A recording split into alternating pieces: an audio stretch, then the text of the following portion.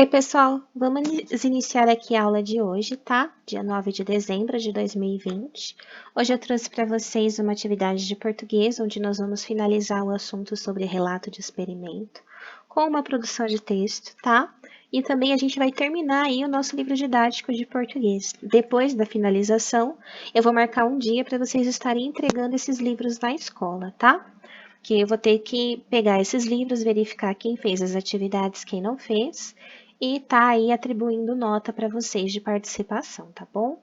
Em matemática, a gente tem aí algumas atividades com gráfico, nós também vamos finalizar o EMAI, e no interdisciplinar, a gente vai falar um pouco sobre a contaminação da água, tá? E sobre aí a parte da extinção dos animais também, né? Falando sobre o meio ambiente, tá bom? Vamos começar então pela atividade de português. Lá no nosso livro didático, páginas 208 e 209.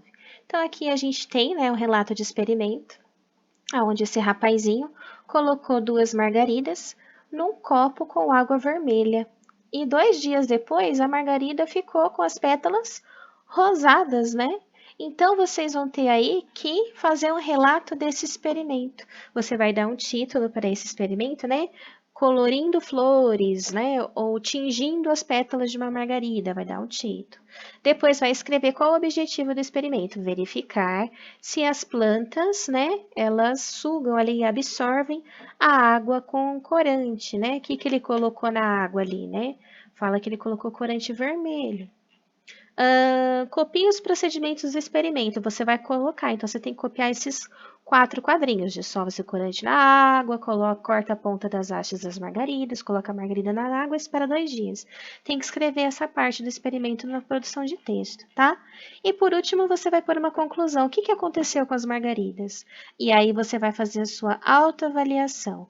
O objetivo do experimento ficou claro? Sim ou não? Mãozinha para cima sim, mãozinha para baixo não. Escrevi todas as partes do experimento, mãozinha para cima sim, mãozinha para baixo não. Usei linguagem formal e informal. Escrita de um texto, principalmente relato de experimento, tem que ser linguagem formal. O que é uma linguagem formal? Não é a linguagem que a gente usa no dia a dia, né? Falei aí, cara, beleza, com gíria. Não. É a que a gente utiliza em livros, né? Uma escrita bem organizada e bem feitinha. O resultado e a conclusão ficaram claros? Escrevi corretamente as palavras? Tem erro? Mãozinha para baixo, não tem? Mãozinha para cima, tá bom? Então, a atividade de português é essa, produção de texto que pode ser feita no caderno. E o caderno vai ser entregue na escola também, tá? Agora vamos então para matemática sobre os gráficos, página 89 e 90. Aqui na página 89, né, a gente tem esse gráfico do tempo de composição dos materiais pela natureza. O chiclete leva aí 60 meses, os palitos de fósforo 24 meses, as cascas de frutas 3 meses e os jornais 2 meses. A primeira pergunta, qual é o assunto da pesquisa, né? O tempo de composição dos materiais pela natureza. Qual material apresentado no gráfico leva mais tempo para se decompor?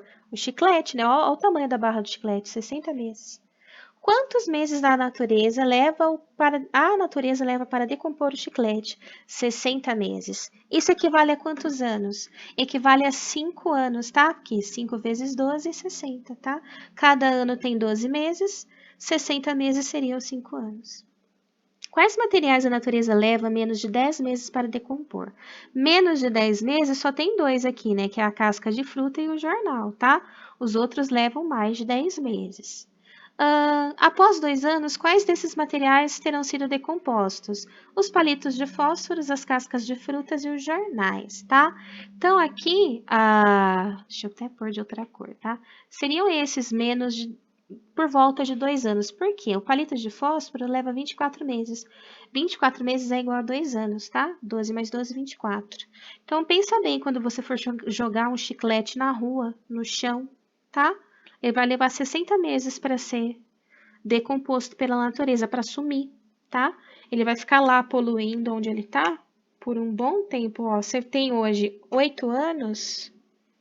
Quando esse chiclete se decompor totalmente, daqui 5 anos, 8, 9, 10, 11, 12, 13, você vai ter 13 anos quando o seu chiclete que você jogou hoje no chão vai finalmente ser decomposto pela natureza. Então, pensa bem antes de jogar o chiclete no chão, hein, gente? demora, viu?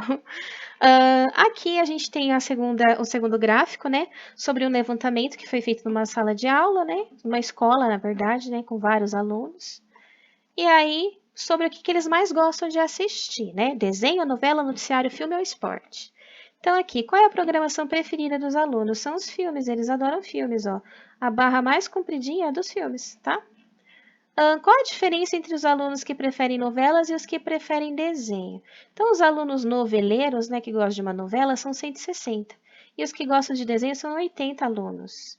Olha, os alunos, tudo noveleiro, em vez de assistir desenho, fica assistindo novela. Você vai pegar a quantidade das novelas e tirar a quantidade dos desenhos para saber a diferença, tá? Para calcular a diferença, continha de menos.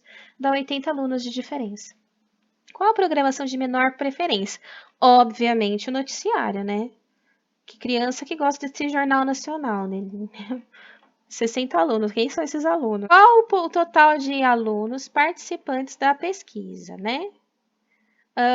A gente vai ter que pegar e somar todos, tá? Os 80 mais 160 mais 60 mais 200 mais 120, tá? Então, a gente soma tudo, dá 620 alunos, ok? Então, aí a gente finaliza as atividades de matemática também e terminamos o nosso EMAI, né? Bom, aqui no interdisciplinar, a gente vai estudar agora, então, um pouco sobre o meio ambiente aí. Vamos lá, da página 120 até a 125. Começando a falar da extinção de plantas e animais, né? Aqui tem a castanheira do Brasil, que corre risco de extinção. Aqui tem um macaquinho, né? Sauim de coleira, também ameaçado de extinção. E a arara azul, também, tudo por causa de desmatamento. Na primeira pergunta é para você explicar com as suas palavras o que significa extinção, tá? Extinção nada mais é do que deixar de existir. Quando os animaizinhos ou as plantas estão ameaçadas de extinção, quer dizer que o ambiente que elas precisam para viver está sendo prejudicado e isso está resultando na destruição, né, desses seres vivos. Eles vão deixar de existir, tá? Em sua opinião, de que forma o desmatamento afeta a vida dos animais? Dessa forma, destrói o ambiente que eles vivem, acabam com aquela cadeia alimentar que existe ali e aquele animal ele fica sem lar e sem ter o que comer, né? Escreva uma legenda para cada uma das imagens, em seguida responda as questões. Então, aqui a gente tem o tucaninho e a oncinha. O homem vem, corta as árvores, ele vem, né, arranca, desmata tudo ali para poder fazer uma plantação, né? Então, o que a gente pode pôr de legenda, né? Uma floresta com animais em seu habitat. Aqui, o homem corta as árvores, tirando a casa desses animais. Continua desmatando e, por último, para plantar, para fazer plantações visando a venda e o lucro, porque o homem ele planta só para comer? Não, ele planta para vender e para receber dinheiro, né? O que aconteceu com a floresta mostrada na imagem? Foi desmatada, né, gente?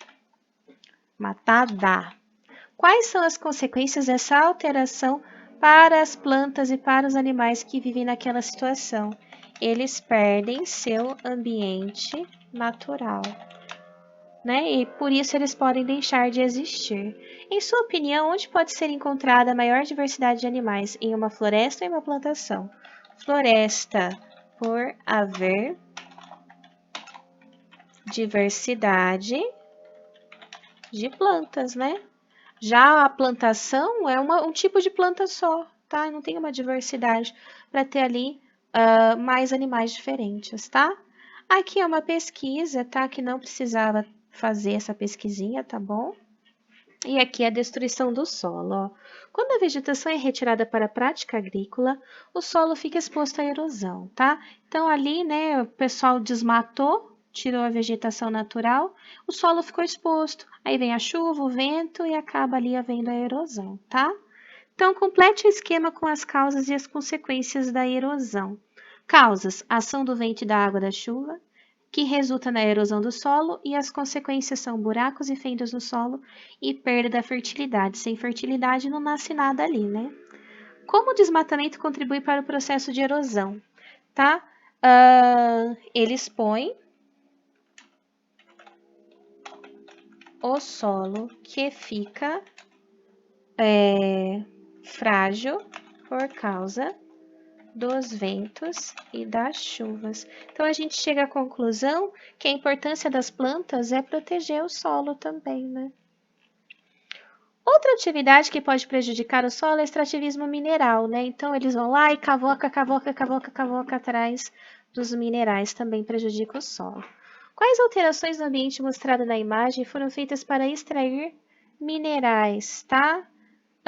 Foram feitas escavações, tá, gente? Escavações. A gente percebe aí que o solo ele está bem mais alto do que onde estão as máquinas, né? Então, eles cavaram atrás dos minerais. Em sua opinião, o extrativismo mineral pode trazer problemas ao ambiente? Quais? Sim, pode trazer problemas ao ambiente, tá? Um deles seria ali também a perda da fertilidade do solo, alterações de vegetação, de vida animal também, tá? Desmatamento, então tem aí problemas para o meio ambiente também. Leia o texto a seguir, que apresenta a relação dos povos indígenas com o solo. Então, os indígenas e a terra. Os indígenas têm um profundo respeito pela terra. Eles a consideram como uma grande mãe que os alimenta e dá vida, porque é dela que tiram todas as coisas que precisam para a sua sobrevivência física e cultural. Para dar continuidade à vida, as populações indígenas aprenderam a se relacionar com a natureza de forma respeitosa. Eles utilizam uma terra por um tempo determinado, mudando-se em seguida para outros lugares para permitir que as plantas nasçam e cresçam de novo e o solo se recupere, né? O que a terra representa para os povos indígenas? Eles têm respeito pela terra porque é como se fosse uma grande mãe. A terra dá tudo o que o ser humano precisa para sobreviver, né? Como os povos indígenas utilizam a terra? Está nesse parágrafo aqui, né? Eles utilizam a terra por tempo determinado. Isso quer dizer que eles têm um determinado momento que eles vão sair dali. Para quê? Para a terra respirar, para ela conseguir se recuperar do uso que eles fizeram, tá? A contaminação da água. Aqui a gente tem um rapaz passando, né, um trabalhador passando agrotóxico nas plantas, ali para que as pragas não comam, né, os gafanhotos, as formigas e tal. Só que aí acaba acontecendo contaminação não só da água como do solo também, tá? Por agrotóxico, porque agrotóxico é veneno. Quais cuidados os trabalhadores devem ter para evitar a contaminação com agrotóxicos? Olha só como esse cara está vestido. Todo protegido do veneno, mas adianta o que se ele vai comer essa planta cheia de veneno depois, não? Durante a extração do ouro, o trabalhador retira a lama do rio e mistura com mercúrio, uma substância capaz de separar o ouro de outros materiais. Quando utilizado de modo inadequado, o mercúrio pode causar graves doenças no trabalhador e contaminar a água e seres vivos.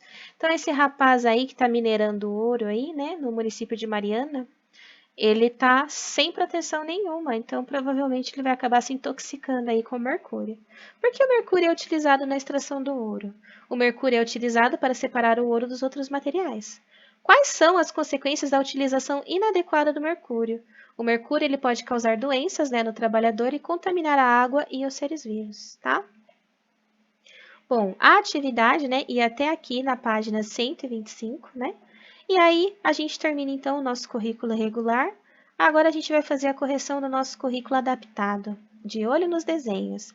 Então, vocês tinham que completar aqui, né, as palavrinhas. Aqui nós temos um pirata com R, um urubu, um canguru, um xerife e um toureiro, né?